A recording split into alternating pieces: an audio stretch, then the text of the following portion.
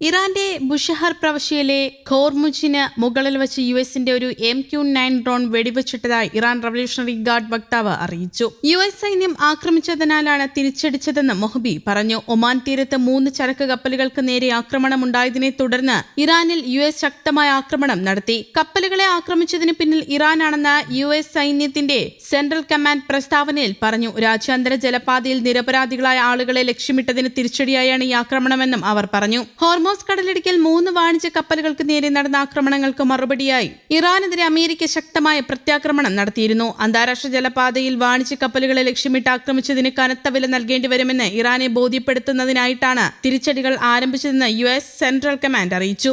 Hormuz കടലിടുക്ക് വഴി സഞ്ചരിച്ച 3 വാണിജ്യ കപ്പലുകൾക്ക് നേരെ ഇറാൻ നടത്തിയ ആക്രമണങ്ങൾക്കുള്ള മറുപടിയായാണ് യുഎസ് ആക്രമണങ്ങൾ നടത്തിയത്. ഇറാൻ പ്രകടിപ്പിച്ച ആക്രമണ സ്വഭാവം അനാവശ്യവും അപകടകരവുമായിരുന്നു. ഇത് വെടിനിർത്തൽ കരാറിന്റെ വ്യക്തമായ ലംഘനവുമാണെന്ന് യുഎസ് സെൻട്രൽ കമാൻഡ് പ്രസ്താവനയിൽ വ്യക്തമാക്കി. 80-ലധികം ലക്ഷ്യങ്ങളിൽ കൃത്യമായ ബോംബാക്രമണം നടത്തിയ ശേഷം ആക്രമണം പൂർത്തിയാക്കിയതായും സെൻട്രൽ കമാൻഡ് അറിയിച്ചു. കടലിടുക്കിന് സമീപമുള്ള ഇറാനിയൻ വ്യോമ പ്രതിരോധ സംവിധാനങ്ങൾ, കമാൻഡ് ആൻഡ് കൺട്രോൾ ശൃംഖലകൾ, തീരദേശ റഡാർ സൈറ്റുകൾ, മിസൈൽ ശേഷി കൂടാതെ ഇറാനിയൻ സൈന്യത്തിന്റെ 60ഓളം ചെറിയ ബോട്ടുകൾ എന്നിവയെ ലക്ഷ്യമിട്ടെന്നും യുഎസ് സേന അറിയിച്ചു. കിഷ് ദ്വീപ്, ബദർ അബ്ബാസ്, സിറിക് എന്നിവിടങ്ങളിൽ ആക്രമണം ഉണ്ടായെന്നും ആളപായമില്ലെന്നും ഇറാനിയൻ സർക്കാർ മാധ്യമങ്ങൾ റിപ്പോർട്ട് ചെയ്തു. ആക്രമണങ്ങൾക്ക് മുമ്പ് ഇറാന് മേലുള്ള എണ്ണ ഉപരോധം താൽക്കാലികമായി പിൻവലിച്ചുള്ള ഇളവ് അമേരിക്കൻ ട്രഷറി റദ്ദാക്കിയിരുന്നു. ഉപരോധം പുനഃസ്ഥാപിച്ച നടപടിയും ആക്രമണങ്ങളും കഴിഞ്ഞ മാസം ഒപ്പുവെച്ച അമേരിക്ക ഇറാൻ മെമ്മോറാണ്ടത്തിന്റെ ലംഘനമാണെന്നും പ്രത്യാഘാതം നേരിടേണ്ടി വരുമെന്നും ഇറാൻ മുന്നറിയിപ്പ് നൽകി. ഇറാനിൽ നിന്നുള്ള എണ്ണ, പെട്രോൾ ഉൽപ്പന്നങ്ങളുടെ വിൽപ്പനയ്ക്ക് അംഗീകാരം നൽകിയ നടപടിയാണ് യുഎസ് പിൻവലിച്ചത്.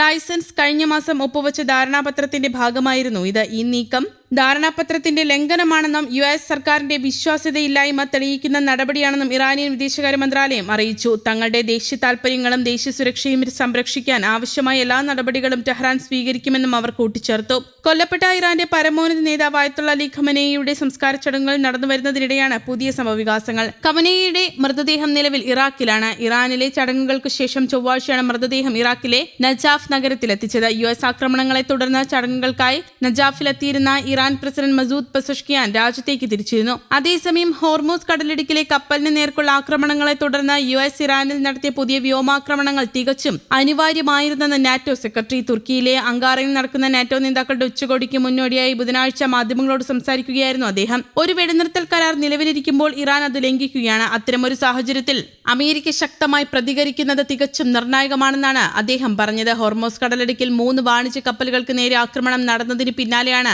യുഎസ് ബുധനാഴ്ച പുലർച്ചെ ഇറാനിലെ വ്യോമ പ്രതിരോധ സംവിധാനങ്ങൾ, റഡാറുകൾ, റവല്യൂഷണറി ഗാർഡിന്റെ 60-ലധികം ചെറുബോട്ടുകൾ എന്നിവ ലക്ഷ്യമിട്ട് ആക്രമണം നടത്തിയത്. ഇറാന്റെ നടപടി വെടിനിർത്തൽ കരാറിന്റെ ലംഘനമാണെന്നും ശക്തമായ മറുപടി നൽകേണ്ടതുണ്ടെന്നുമാണ് നാറ്റോയുടെ നിലപാട്. അതേസമയം ആക്രമണത്തിന് പിന്നാലെ ആവശ്യമായ നടപടികൾ സ്വീകരിക്കുമെന്ന് ഇറാനും മുന്നറിയിപ്പ് നൽകിയിട്ടുണ്ട്. അതേസമയം സംസ്കാര ചടങ്ങുകൾക്കായി ഒരാഴ്ച സാവകാശമെന്ന് നേരത്തെ യുഎസ് പ്രസിഡന്റ് ഡൊണാൾഡ് ട്രംപ് വ്യക്തമാക്കിയിരുന്നു. ഈ കാലയളവിൽ ഇറാന് നേരെ ആക്രമണം ഉണ്ടാവില്ലെന്നും യുഎസ് വ്യക്തമാക്കിയിരുന്നു. എന്നാൽ ഇതിനിടെയാണ് ഇറാന്റെ റവല്യൂഷണറി ഗാർഡുകൾ തന്നെ ഹോർമൂസിൽ കപ്പലുകൾക്ക് നേരെ കടന്നാക്രമണം നടത്തിയത്. യുഎസ് ഉദ്യോഗസ്ഥനെ ഉദ്ധരിച്ച് ആക്സിയോസ് ആണ് വാർത്ത റിപ്പോർട്ട് ചെയ്തത്. ഹോർമൂസിൽ ആക്രമണങ്ങൾ നിർത്താനുള്ള ഇറാൻ യുഎസ് ധാരണാപത്രത്തിൽ ഇതോടെ ആശങ്ക ശക്തമാവുകയാണ്. ഇതുമാത്രമല്ല, ഇന്ന് പുലർച്ചെ ഒമാൻ തീരത്ത് ഒരു ടാങ്കറിൽ പ്രൊജക്ടൈൽ വന്നിടിച്ച് തീപിടിച്ചതും ബ്രിട്ടീഷ് സൈന്യം അറിയിക്കുന്നു. എന്നാൽ ഈ ആക്രമണത്തിന്റെ ഉത്തരവാദിത്തം ആരും ഏറ്റെടുത്തിട്ടില്ല. സംഭവത്തിൽ അന്വേഷണം ആരംഭിച്ചതായി ബ്രിട്ടീഷ് സൈന്യം അറിയിച്ചു. ഇറാന്റെ ഭാഗത്തു നിന്നും മറ്റ് 2 കപ്പലുകൾക്ക് നേരെയും ആക്രമണം ഉണ്ടായതായി സംശയിക്കുന്നുണ്ട്.